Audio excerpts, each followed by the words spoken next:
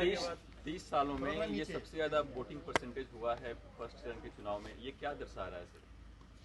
30 सालों में नहीं, आज़ादी के बाद बिहार में हुए चुनाव में ये सबसे ज़्यादा वोटिंग परसेंटेज है। ये दो बातों को दिखाता है। पहला कि जो बात हम लोग पिछले कई महीनों से, बल्कि मैं 1-2 साल से कह रहा हूँ कि बिहार में 60% से ज़्यादा जनता बदलाव चाहती है और पिछले 25-30 साल से जो राजनीतिक विकल्प के अभाव में एक तरह से धीरे धीरे राजनीति को लेकर, चुनाव को लेकर उदासीनता बन गई थी, विकल्प नहीं था लोगों के पास।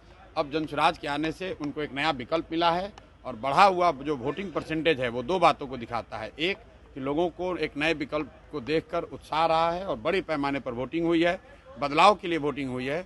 और दूसरी बात, जो बड़े प्रवासी मजदूर हैं जो बहुत बड़ी संख्या में छठ के बाद रुके हुए हैं, उन्होंने अपना और अपने परिजनों का, अपने मित्रों का जो वोट कराया है उसने सबको सरप्राइज किया है।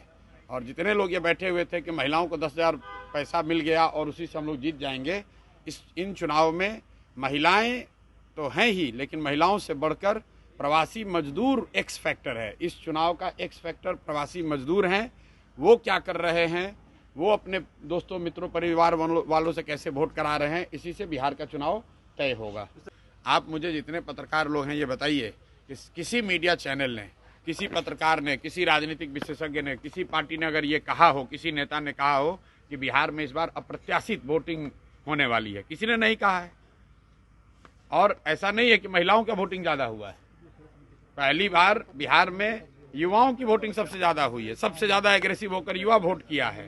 तो अगर युवा वोट कर रहा है तो अपने भविष्य के लिए वोट कर रहा है, बिहार में बदलाव के लिए वोट कर रहा है, बेहतरी के लिए वोट कर रहा है।